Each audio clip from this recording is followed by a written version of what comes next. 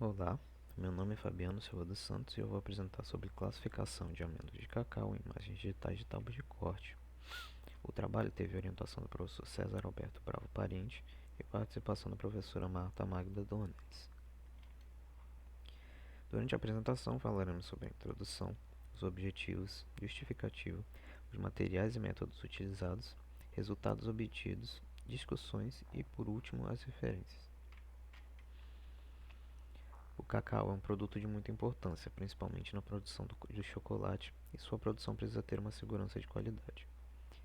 A qualidade final do produto depende não só de atributos genéticos, mas também das modificações que ocorrem desde o cultivo do cacau até o armazenamento das amêndoas. Existem alguns métodos de teste da qualidade final das amêndoas, e um deles é o teste de corte, que é uma inspeção visual e olfativa sobre as amêndoas retiradas de um determinado lote.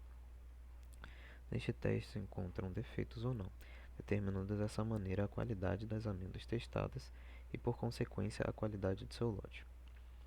Os lotes são classificados de acordo com um enquadramento determinado pelo Ministério da Agricultura. O enquadramento se baseia na porcentagem de defeitos encontrados no lote, e suas classificações variam entre tipo 1, tipo 2, tipo 3 ou fora do tipo, sendo tipo 1 a melhor classificação possível e fora do tipo a pior. O Centro de Inovação do Cacau é um centro especializado nesse tipo de classificação de amêndoas de cacau e teve grande ajuda na elaboração do nosso trabalho. No SIC, as tábuas contêm 100 amêndoas dispostas em 10 linhas e 10 colunas. As tábuas são colocadas em um aparato para captura de imagens que é realizado por um celular. O SIC faz essas capturas por questões de documentação. O objetivo principal do nosso trabalho foi definir uma rede convolucional para classificar as amêndoas de cacau em tábuas de corte. Em específico, os objetivos foram criar uma rede neural convolucional, segmentar as amêndoas de cacau para que pudéssemos criar um conjunto novo de imagens de amêndoas, treinar a rede neural e classificar as amêndoas, melhorar a confiabilidade da rede para que os resultados sejam confiáveis, e assim a gente poderia auxiliar os profissionais que realizam o teste manual.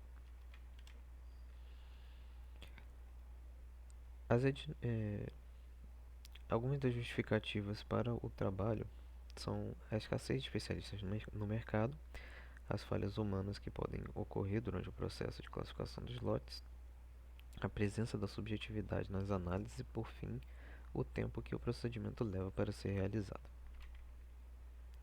As redes neurais convolucionais são classes específicas de redes neurais baseadas no processo de convolução. São redes do tipo feed-forward, significando que os dados são passados pela rede do início ao fim de forma sequencial. Assim como muitos outros tipos de redes neurais, elas possuem inspiração em fatores biológicos e têm utilização comum principalmente na classificação de imagens e vídeos, apesar de serem também utilizados para processamento de áudio. Dentre as camadas presentes nas redes neurais convolucionais, nós temos algumas que se destacam. As camadas de convolução são aquelas responsáveis por aplicar o processo de convolução nas imagens e extrair suas características.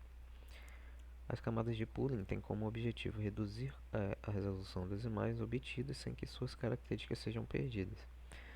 As camadas flattening servem para achatar as dimensões dos dados das imagens, que normalmente são duas, para apenas uma, de forma que ela possa ser classificada pelas camadas seguintes. As camadas de dropout impedem que alguns neurônios de rede tomem uma importância muito grande nela, ajudando a evitar o overfitting. As camadas de classificação, como o próprio nome já sugere, são as últimas camadas e servem para realizar a classificação final. Um exemplo de uma rede neural convolucional é a rede LeNet-5, que foi uma rede proposta por Yann LeCun em 1989, com o objetivo de reconhecer caracteres escritos à mão. É uma rede de pouca complexidade e funciona muito bem para o seu propósito. E no nosso trabalho, ela foi tomada como base inicial para a criação da estrutura da nossa rede. No nosso trabalho utilizamos algumas outras ferramentas, como o Python, que é uma linguagem muito utilizada nessa área, o TensorFlow, que é uma biblioteca de Machine Learning criada pelo Google e muito bem conceituada e mantida pela comunidade, o Keras, que é outra biblioteca de Machine Learning e tem como propósito facilitar a criação das redes, o GIMP, que foi utilizado na edição prévia das imagens das tábuas de amêndoas, em que criamos o nosso conjunto de imagens, e a Inception ResNet V2, que é uma rede neural criada pela Google e pela Microsoft e foi utilizada no nosso trabalho para o treinamento utilizando a Transfer Learning, onde o aprendizado prévio obtido por uma rede já existente é reutilizado em novos treinamentos. Nós utilizamos dois conjuntos de dados no trabalho. Um deles, o de Santos, possuía imagens de alta resolução capturadas individualmente através de uma câmera.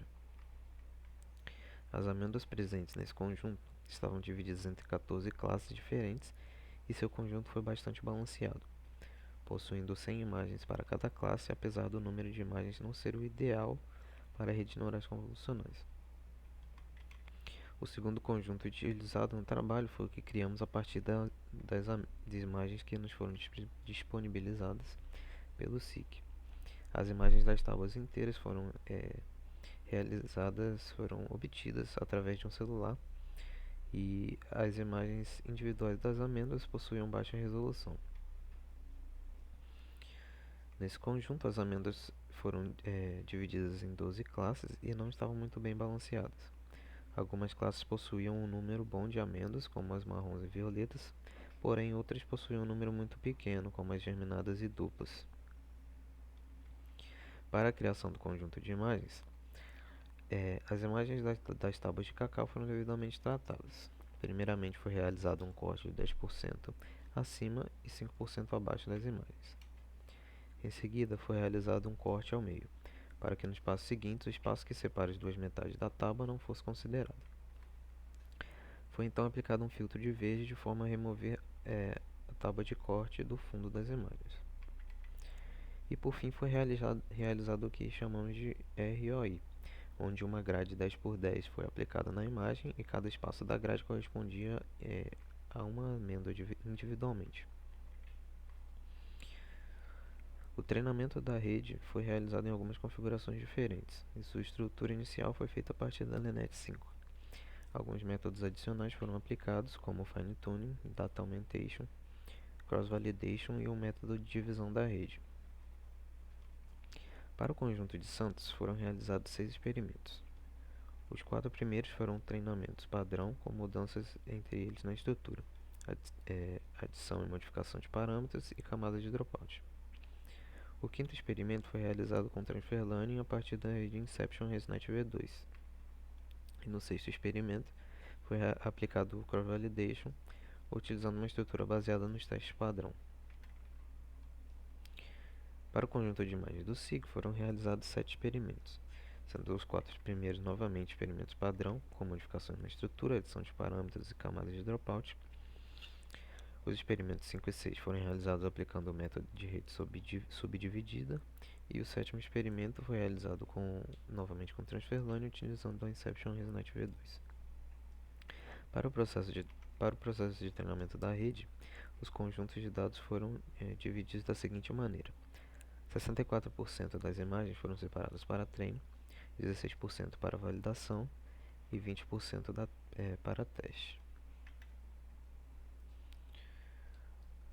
Como resultados para o conjunto de imagens de Santos, podemos verificar que, utilizando como critério de avaliação a precisão para o conjunto de teste, onde o melhor resultado esteve no teste 5, utilizando o método Transfer Learning, foi obtido 77% de precisão. Vale mencionar que o menor erro ocorreu no teste 4, com treinamento padrão. Para os experimentos com conjunto de imagens do SIC, um melhor resultado também foi obtido utilizando o método Transfer Learning, onde foi atingido uma precisão de 74%. Vale mencionar que o menor erro esteve no método 6 com rede subdividida. Com relação aos resultados, O melhor valor de precisão obtido foi de 77% e foi possível notar que as mudanças realizadas de um teste para o outro sofreram efeito, reduzindo o overfitting e melhorando a precisão. Porém, o overfitting ainda é grande e a precisão não é satisfatória. É bom mencionar também que o cross-validation não foi considerado na avaliação de precisão porque se utiliza de um conjunto de dados como um todo para o treino, não havendo separação entre validação e teste. A composição dos conjuntos de imagens foi um fator que acreditamos ser importante nos resultados, já que houve problemas de balanceamento e qualidade e quantidade geral das imagens.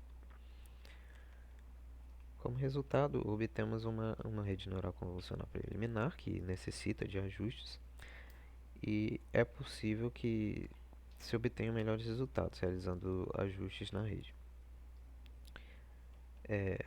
Podemos também aumentar o número de imagens disponíveis no conjunto e melhorar o seu balanceamento. A precisão da rede necessita de melhoras, já que nós queremos que ela seja útil e confiável aos especialistas que realizam o teste de corte.